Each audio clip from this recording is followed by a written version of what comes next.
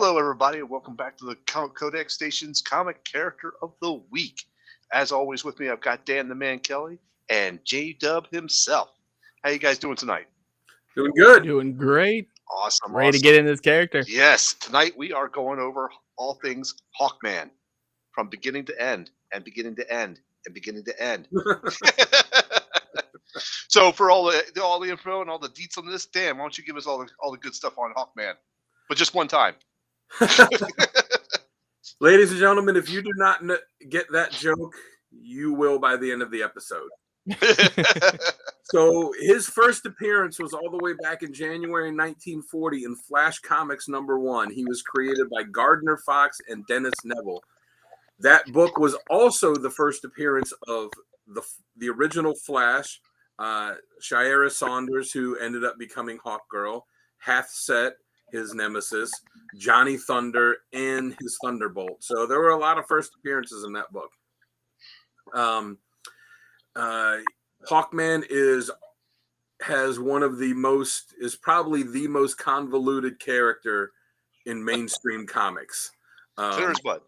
Yeah, so he is an archaeologist and a founding Justice Society member, Carter Hall. He's also been the character that has been the chairman of the Justice Society longer than anyone else. His original origin was that he was the reincarnation of an ancient Egyptian prince named Khufu. Then after Crisis on Infinite Earths, when they revamped the DC universe, his origin was that when the Silver Age started, his origin was that he was police officer Katar Hall from the planet Thanagar, who came to Earth tracking a fugitive and decided to stay with his wife, Hawkgirl. And most recently, his origin is that he is Katar Deathbringer, the leader of the Deathbringers in the very distant past. They worshipped the Lord beyond the void, and they killed millions all over the galaxy in his name to bring him into this world. And right when they only needed one more sacrifice to do it, he had been having a crisis of conscience and decided to stop it and sacrifice himself to end it. And when he died, stood before the Presence, which is kind of DC's version of God, who told him that he would have to live as many lives as it would take for him to atone for all of the death that he did. And that's why he's been reincarnated across time and space so long. And that was DC's way of trying to explain all the different origins and all the different appearances of different characters throughout the decades for him. His powers are he uses what's called nth metal, which is from Thanagar, which gives him the ability to fly. It gives him enhanced strength and quick healing. It regulates his body temperature so that when he's flying around, he doesn't get too cold, flying way up high with, just wearing a harness and no shirt. And he uses a wide array of archaic weaponry, most notably the mace that you'll see him wielding most of the time. It's pretty wicked. All right, Dan, thanks. And now, before we actually jump into some more deets, let's go ahead and hear from our sponsor, Dubby Energy. Jamie, why don't you kick that off? Yeah, guys, if you have not had the chance yet, check out our partner and sponsor, Dubby Energy. Guys, this is the cleanest form of energy on the market today. And all you have to do is go to dubby.gg and use the keyword codex at checkout. That's CODE-X, and you'll save yourself 10% on all your orders. Anything you guys want there, he's released a new flavor, Calio Melon, which is an orange mango flavor. Right now, I'm still rocking the Big Energy Tears, the Blue Raz. Sal's got like every flavor besides Dub Sludge, I think, at this point. Oh, I do not. He collects flavors like he collects slabs. Yes, yes, he does. Yeah, we were talking today about how he had a little problem with his push and punch. I just had 3 copies. That's 3. Just 3. Only 3. All right. Yeah, definitely go check them out. It is worth it. we all here at the Codex Station use it to just fuel our day. So definitely go check them out. Yes, definitely. All right, so guys, let's go ahead and see what works best for this character. Jamie, why don't you kick us off and tell us the best things that work for this character? So for me and Hawkman, and I've read quite a bit of Hawkman, is when they actually do the deep dives into his past, where it's more story driven on why he's in the position that he's in. There's a lot of good ones. I'll be talking about them in my recommended readings too. But when they actually go back and explain why he's the way he is, or he's having these time-lapse memories, or, trying to figure out why these enemies are coming after him after decades, millennia of, fighting. That's when I think he works best, because when he's just fighting somebody and they're like, or a villain they doesn't know, and they're like, we fought, many moons ago, and come forth and it's like, okay, well, what happened those many moons ago that made you guys want to be enemies? That's where I think he works best, is when they actually do that deep dive into his backstory more, rather than just sit there and be like, well, here's villain A, insert here. Good. Fair point. Dan, why don't you tell us what you got for the top 3, or your favorite moments, or your favorite things that work with this character? Sorry, a little bit confused here. It's cool. I like when they show the good balance between his intellect and his savagery, because he has lived all of these different lives, and he's just accumulated knowledge and skills throughout all this time. But also in the DC universe, there's not many more fighters that are good guys that are as savage and as absolutely brutal fighters as Hawkman is, and he just has a raging anger problem. It's always fun to see him argue with Green Arrow, because Green Arrow is like super liberal, and then Hawkman is more conservative, and they'll go at each other. I saw one thing that said one reason for the confrontations between them might be because Green Arrow doesn't back in the day didn't like how the Justice League used so much force, and the person had a great line, and they said, whereas Hawkman is force personified. And you read so many of his great stories, and it's just him, like one scene in the first issue of his book that Jeff Johns is writing. This guy has stolen a plane, and Hawkman just literally flies through the plane, crashes into it with his mace busted, and just starts wailing on the guys. And like that's how he is. He's smart and he's intelligent, and then he puts on the wings and the helmet, and he just becomes brutal. To me, it's kind of like a mix between Indiana Jones and Conan the Barbarian. So that's when I like him. And then also when he's in a leadership role too, because as I said in the intro, he's been the chairman of the JSA for more time than anybody else. So I don't think a lot of people think of him as a leader, but he really is. So what about you, Sal? What do you got for this scenario? Well, what works best for me is, you guys both covered it, so I'll give you props for that. My first one was, he's a brutal fighter, absolute savage. It's like nothing is held back when he's full in fight mode, and you'll see that from our classic stories and actually covers too, because it just looks, the savagery alone looks insane. So when you said cross between Indiana Jones and Conan the Barbarian, I'm like, yeah, that kind of fits. The next thing is he's been around so much, and he uses his past. He discovers his past every single time, and it gives him more knowledge and more skills, you might say. I remember this from a past life, I could do this. And one of the things I liked is that he developed a skill to actually communicate with certain animals. There was a certain hawks that he could talk to, obviously, but then it actually stretched out to be wolves, bears, and deer. So it was like he could communicate with a lot of forestry, woodland animals as well. And I kind of like that. I never knew that about him. I thought that was pretty cool. So that's what I have for my works best for this character, when he's using those type of skills and the savagery part. I like it. So for next, we got our 3 badass moments, and I'll kick this one off. Seeing as how I was already talking. So, Haha. so for badass moments, we all have badass moments. We're gonna check mine out here. First one I have. This is pretty funny. This is a scene. It's like a boardroom conference room. I believe it was Vibe that was sitting at the end of the table. Yeah, it was Vibe. Okay, because it looked like Vibe to me. Yeah. And Vibe's sitting at the end of the table. Hawkman comes up, just like drops his mace on the table, sits down, and Vibe looks at him. He's like, "Are you okay?" He goes, "I'm fine, thanks." And he's like, "You're covered in blood."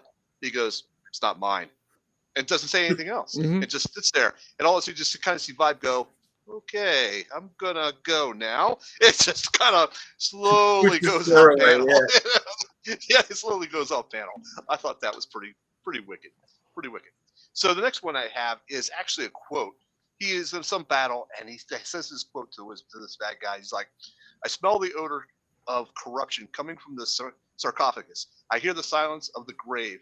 Kendra Saunders is dead. You and yours have killed her, and before I'm finished, every last one of you will join her." I mean, that's a pretty epic, that type of battle thing, So for my last one, I believe this comes from Hawkman issue 11.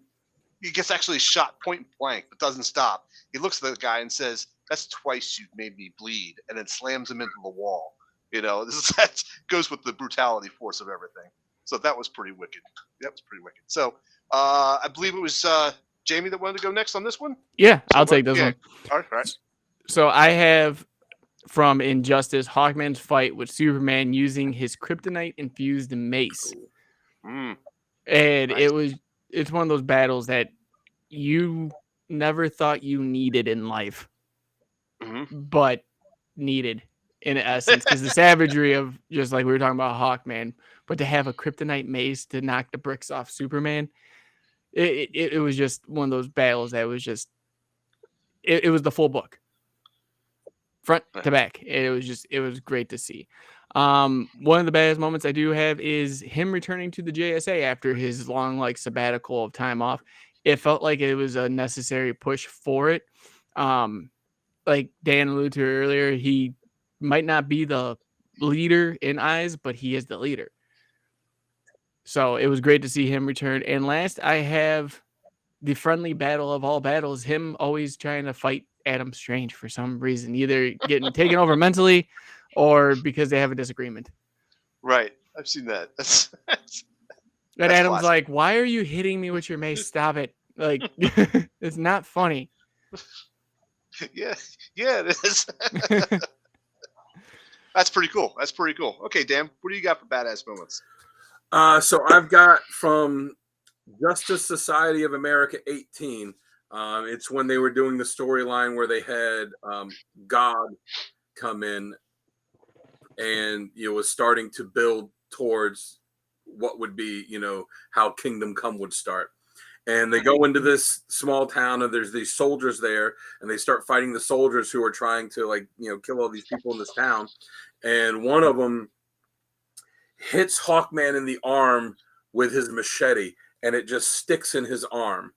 And Hawkman just stops, looks at it, knocks out the guy that did it, pulls the machete out of his arm, and then reaches up and is getting ready to just embed it in the guy until Flash comes by and stops him. He's like, no, you can't do that. Like, that's not who we are. The next one I've got is Justice League of America 28. It's when the League is battling all of the milestone characters. So you got Icon and Hardware and all them. And Hardware starts taking out League members. Like, he beats Red Arrow, he beats Vixen, he beats Flash. He gets the thing that they were there at the Justice League base to get, and is getting ready to escape. And then you see him after he's handled all these League members, you see him go through this portal to escape, and then you just hear this wham, and then he falls back through the portal, knocked out, and Hawkman walks through it. Like, he like I said, he takes out all these League members, and Hawkman's just like, "Oh, one shot, you're done." After through the portal too. That's pretty wicked. Yeah. I'm gonna cheat like Sal did on Venom. I'm gonna give an honorable mention before I give my most badass Hawkman moment. It's from Trinity #7 when they're making a plan. Batman shows up and starts trying to boss around all the Justice League and starts trying to boss around Hawkman. And Hawkman looks at him and says, "Watch your tone, Batman. I'm not your sidekick to be ordered around." Like most people aren't gonna have the balls to step up to Batman like that.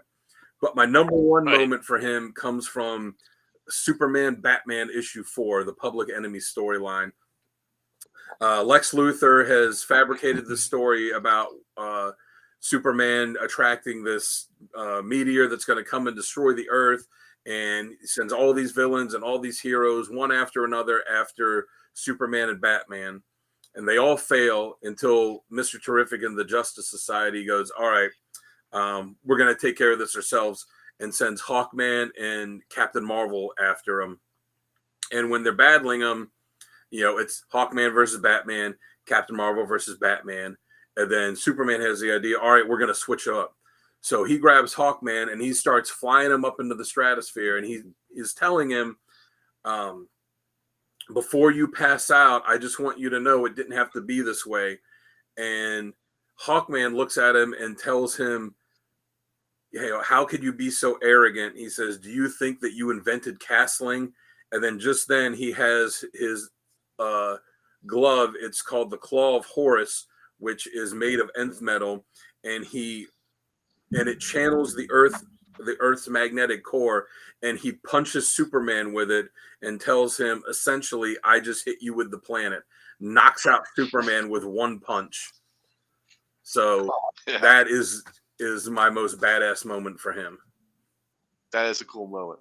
Not just that he punched him and knocked him out with one hit, but that he said to him, it was like, you're so arrogant. Do you think you invented castling? That's when you realize, oh, it wasn't Superman that had the idea to switch him up. It was Hawkman that had the idea to do it because of that. That's pretty wicked. All right. As for badass moments goes, those were pretty good. But there's always going to be critiques, some stuff that sucks, and just stuff that just don't like. So, Dan, why don't you start us off on this one? I got two of them. One is I don't like when they tame him, when they kind of underplay his savagery, which in his most recent series, as good as it was, they really kind of downplayed the savagery. And I think that's something that's great with him is when he goes into fight that, like I said, he is an absolute gladiator, warrior, savage when he goes in. But so there's that. And really his origin is way too convoluted. It's, even the little bit that I gave in the description there, like if you go into Hawkman and you start reading more about him, it's so much more convoluted than that. And it's because they had his original origin, and then they changed it in the Silver Age, and then they kept trying to make the two of them fit together in a way. And every time they did, it would make it more convoluted and more convoluted. And I think the last series did a good job of kind of explaining it all. But who knows if they're going to come back and do something else to change it. So what about you, Jamie? What do you have for criticisms? So my biggest criticism towards it, and I got two quick ones as well, is the fact that his placement kind of reminds me of like a Firestorm. Like sometimes they'll have him on the team. Sometimes they'll kick him off the team. Sometimes they'll have him solo. Sometimes they'll have him paired up with Kendra. Sometimes Zara. You need not like the backstory, but you need to have a main focus on the character himself. I'm sorry. Like either he's on the team, he's not, or he has his own solo book while he's part of a team. That is my biggest feat because I feel like he's neglected in ways that shouldn't be neglected. He's a savage. He's a powerhouse. He should be one of the main top tier characters that we have today. Mm-hmm. My other part is, yeah, they do dumb down his savagery, but they can't find they never can find a balance for him. There's never, hey, here's the Indiana Jones side, kind of like what you alluded to, and here's the Conan the Barbarian side.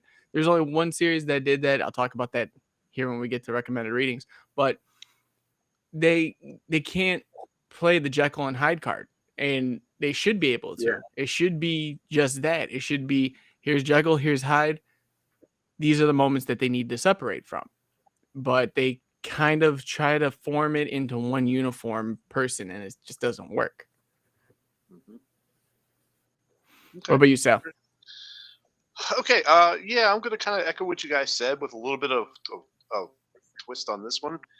I almost feel like he's too much of a blank slate. You know, they have him, they do the story, essentially he's supposed to live until he meets his soulmate, then they die together, repeat, and then then they start over and they try something else and they get together and then they die and then they come back again.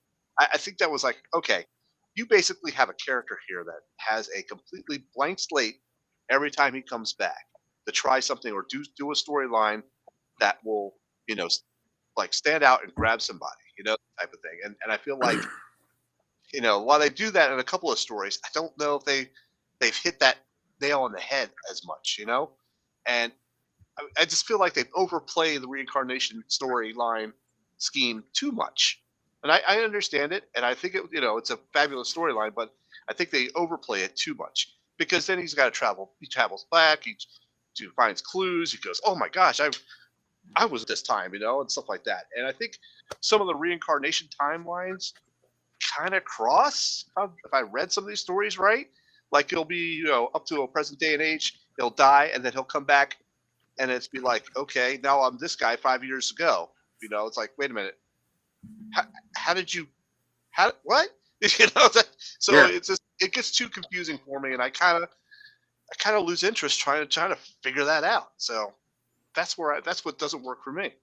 That just doesn't work for me. So okay, so let's move on to top covers. And for top covers, let's have Jamie start us off. Jamie, what do you got for top covers? Okay. Top covers, here we go. So I have on the first one, I have Hawkman 18. This is from the Year of the Villain. To me, this is one of the books that showcases like him just in flight, his wings, everything. I think people tend to forget the wingspan of Hawkman, and like the guy is just huge no matter what. I think this conveys it very well. Next up is Injustice Year 5. This is the one I was talking about, and this is the revenge storyline. This is the fight between him and Superman, and this has Hawkman with the kryptonite mace, and I just think it's a great cover. Like I would buy this off the shelf even if I've never read it. Yeah, that's pretty and awesome. Then lastly, the Death of Hawkman, number 6. We talk about savagery. We talk about him being a brute. And I think this cover just eludes that like completely. It magnifies it. Him totally beaten, scarred, cut, bloody, holding the mace, screaming in the battle. Yeah, I love it. That's awesome. All right, Dan, why don't you show us what you got for top covers? So I've got Adam and the Hawkman, number 40. This is from the time that Hawkman had his own series, and then they ended up combining it with the Adam. And you got some great stories with the two of them. It's just such a classic cover. This is one that, like Jamie said for one, this is one that if I saw this on the shelf, I would have to pick this up and be like, oh my God, what's happening in this? The middle one is from Hawkman number 5 from his last series, which is probably my favorite Hawkman of all the Hawkman covers, where it's just him big in the forefront, looking savage, hitting something with his mace. And the month that came out was also the month that DC was doing a lot of foil covers. Yeah, so you could get, so the one that's in the picture here is the regular cover, but you could also get one that was a foil cover as well, which is the one I got, and it's just absolutely beautiful. And I mean, Brian Hitch just draws a great Hawkman. Yes. And then the one I have on the end, Hawkman number 0 from right after 0 Hour, which is, the issue itself isn't that great, and this was one of the things that just went towards his origin being so convoluted. but the cover is awesome. You see the fire behind him, the wings spread out, he's flying upwards, he's got the blade in one hand, he's got the gun in the other. And as much as I like Hawkman's green and red and yellow suit, I really was a fan of the black and the gray that went with them. Just the darker tones I thought fit with the character really well. Yeah, that's pretty raw. That's pretty good. I love that. All right. Sell. All right, let's go. All right, so speaking of foily goodness, that Hawkman #1, I have that in my collection actually, and that's a pure foil cover. I love that. I don't know what it is. I'm biased towards foil covers, So next is Hero of the Villain, Year of the Villain cover. I like this one just for almost the simplicity of it. There's the lightning in the background, but his wings are spread open. He's got the mace, and it just looks kind of like epic to me. It's like almost like the Batman animated series opener with the lightning in the background and he's standing on the building. This kind of reminds me of that, and I like that. So I went with this cover for #2. And #3, this is an oldie, but it's a Hawkman, number 12 center. But look I just like this one for this, almost a savagery. He's there fighting off these crocodile people, and that's just hilarious in itself. But he's punching one right there, but he's fighting them barehanded, and I don't know. I just love that cover. It was pretty good. It's pretty stark, and it just speaks to me. So I went with this one for the savagery. It speaks to It speaks to me. It speaks to me. It speaks crocodile. Kicking some crocodile butt. So that's what I have. But speaking of top covers or good covers, you know where you can find some good books at? Where can we go to? Oh, yes. Yeah, where can we go to find those? You got to go to Heroes Corner Comics. You got to go to heroscornercomics.com.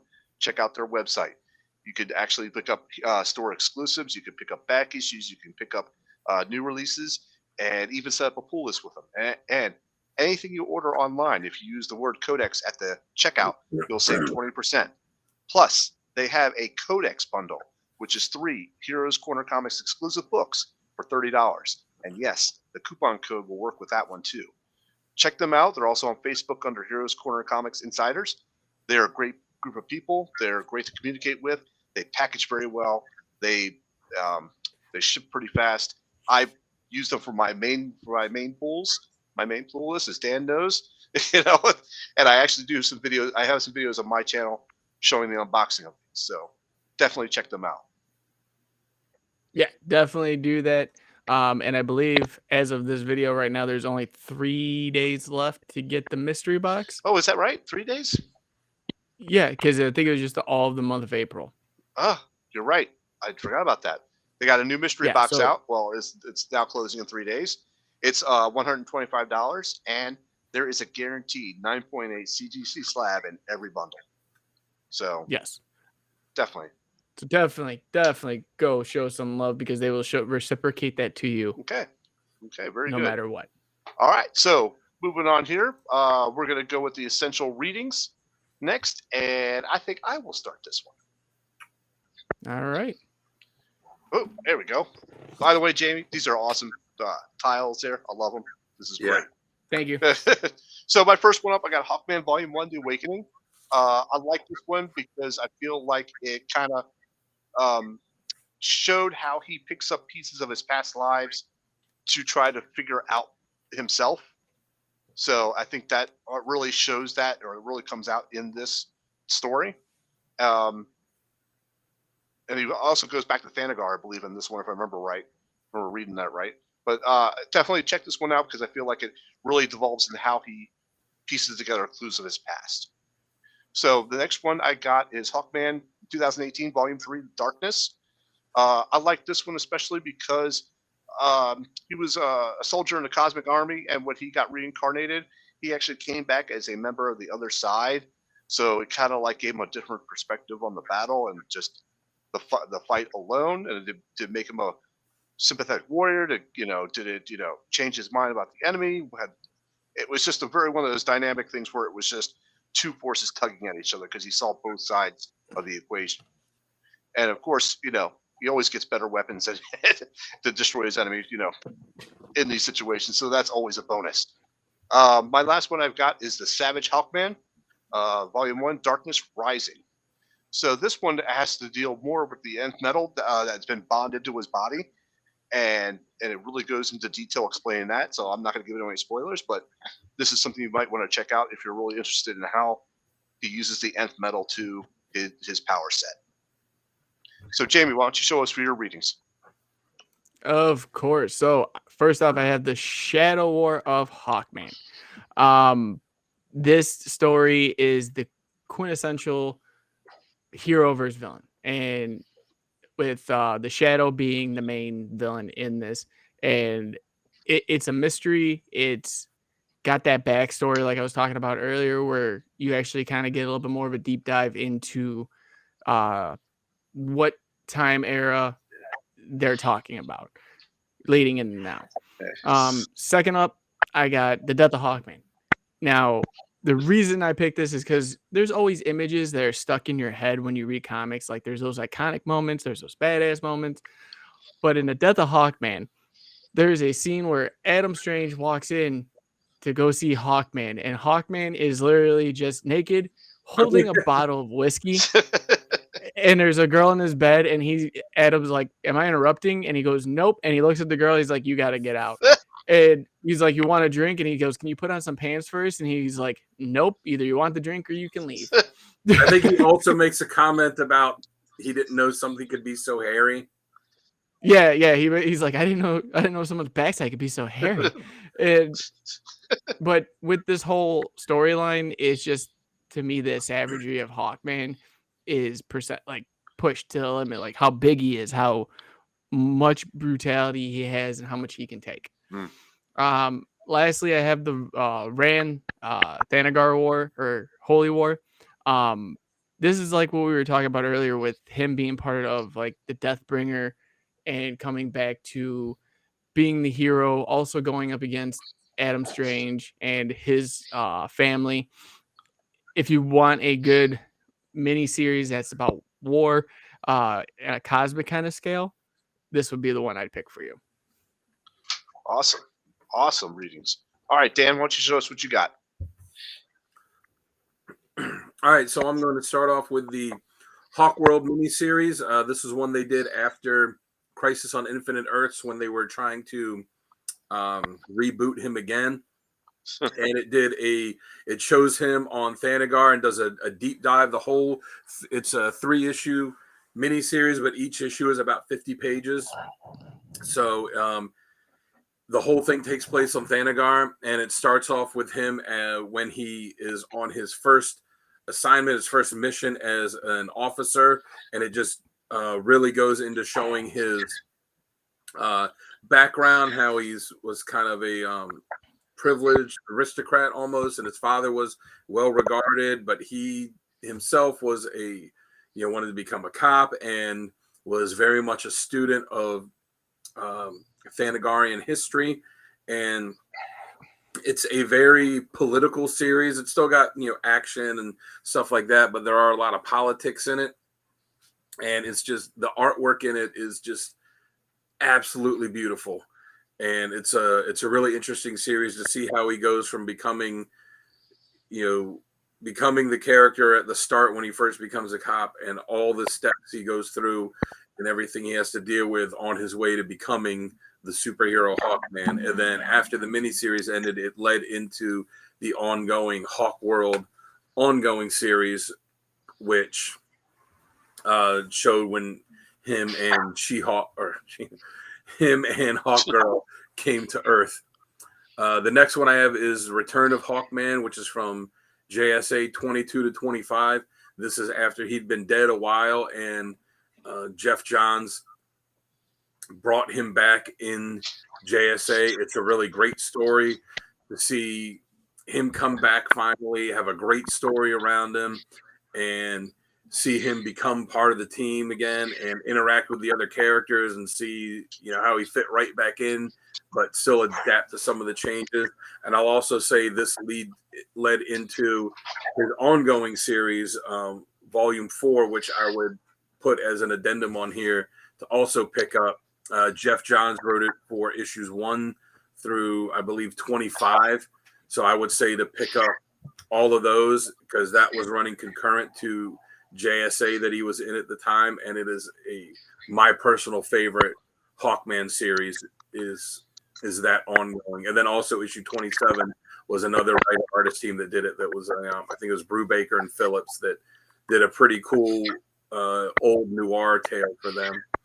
And then I have the Hawkman Volume 5 series. It ran for 29 issues. That's his most recent series.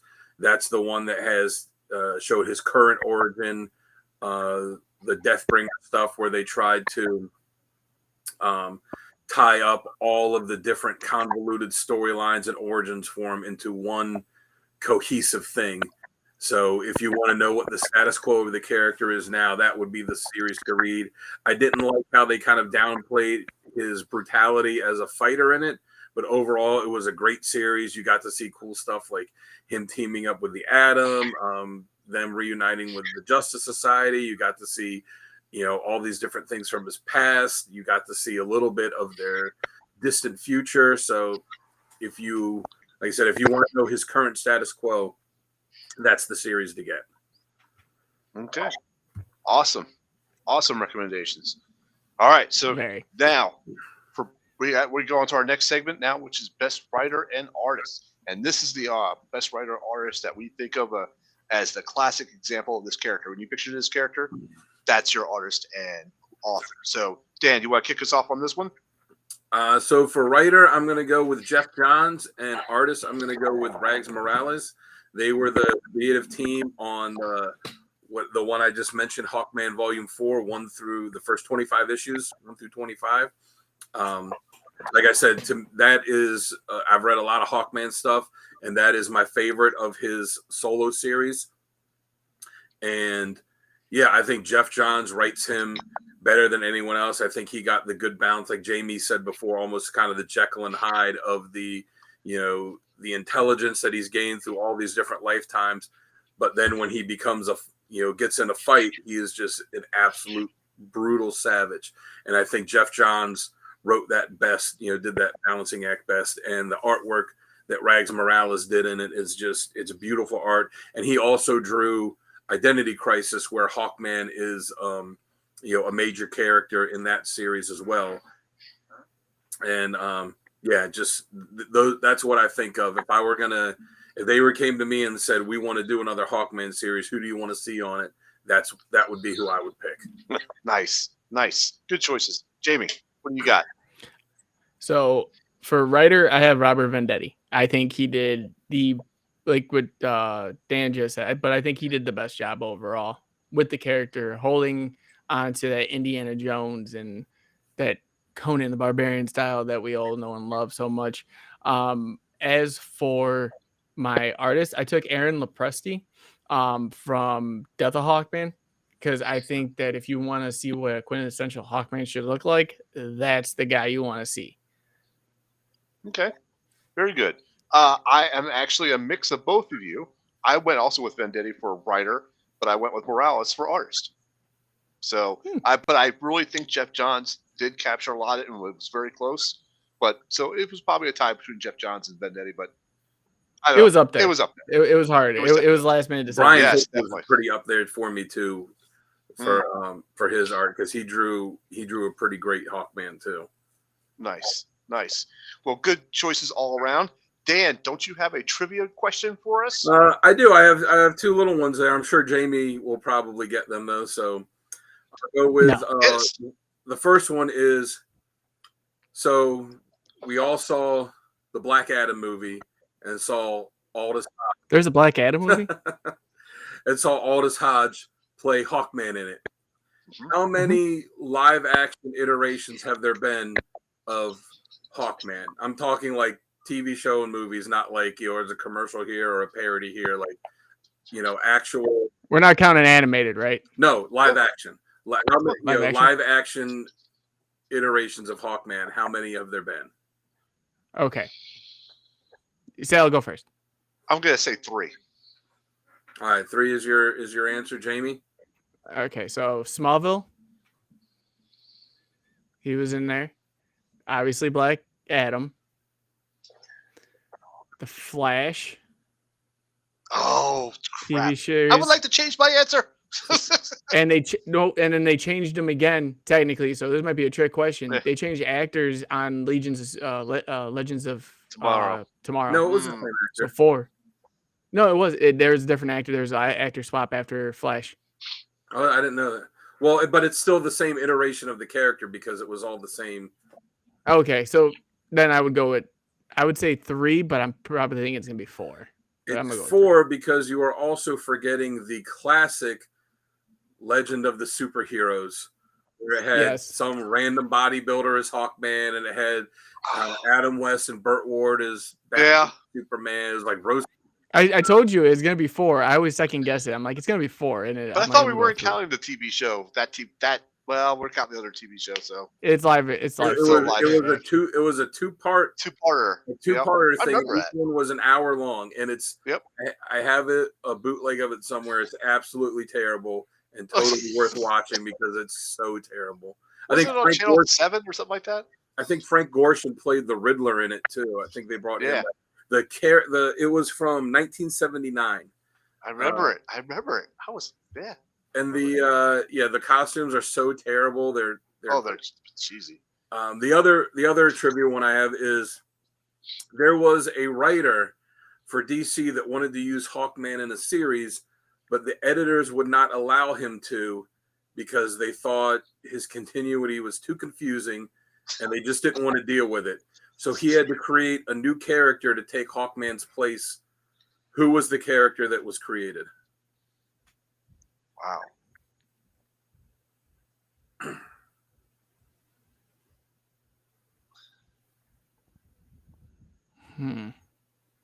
I have no idea. Is it character that had take Hawkman's place? Would it be another bird character? I can't give you hints. Oh, come on. Where's the phone a friend? Come on. Let me just phone a friend here. It was a brand new character he created? It was a brand new character that was created because he wasn't allowed to use Hawkman. I have no idea. I'm good. I'll guess Red Hood. Booster Gold. Because that's Jamie's favorite. You'll get to. I said Booster Gold. Booster Gold. No, it was you're right. It was Grant Morrison in his. I knew that when he created the Angel Zoriel. Okay. Because he wanted to use Hawkman, and the editorial was like his continuity is too toxic. We don't want to deal with it. So he created another character with big wings out of his back that flies. I'd be interested to see what he would have done with Hawkman because the character Zoriel, other than the fact that he has a big set of wings on his back, is about as far from Hawkman as you can get. Yeah, that's true. Well, that's good. I love the trivia, man. I love it. That was great. All right, so this Got looks the like idea from you in the Venom episode. I loved it. I had to throw that trivia in. You know that. Come on. I think we're gonna have to make that a regular thing staple. now. Yep. Everybody, one person comes up with the trivia. I make it the person who picks the character. Whoever picks it has to do with the trivia. Yeah. I like it. Well, gentlemen, this wraps up this episode of Comic Character of the Week. Thank you, everybody, for tuning in and watching. This is the Codex Station, Comic Character of the Week. So this week we did Hawkman. As always, you can find me, Sal, not when I'm not on Codex. I'm on YouTube as Sal's Comic Corner and also on Instagram as the Slab Guy 77. Dan, why don't you tell everybody where they can find you at when you're not here on Codex? You can find me on Instagram at Dan Kelly Art. Go on there, give me a follow. I post a few times a week, art, music, and writing. So go check it out and let me know what you think. And then this guy right here. Right over here. Has got some. Boom. Yeah, guys. All know what I'm about to say. Go check out the codexstation.com, your one-stop shop for everything. Codex, get some merch, meet the team, let us know what you like, don't like, and find all of our socials listed at the bottom so that way you have no excuse not to like, share, follow, subscribe, and don't miss out on any of that content that we're providing for you.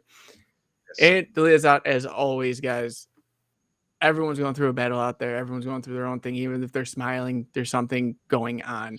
And it is important to be kind to one another out there because you never know exactly what anyone's going through. So always be kind. And as always, we're going to see you guys in the next one.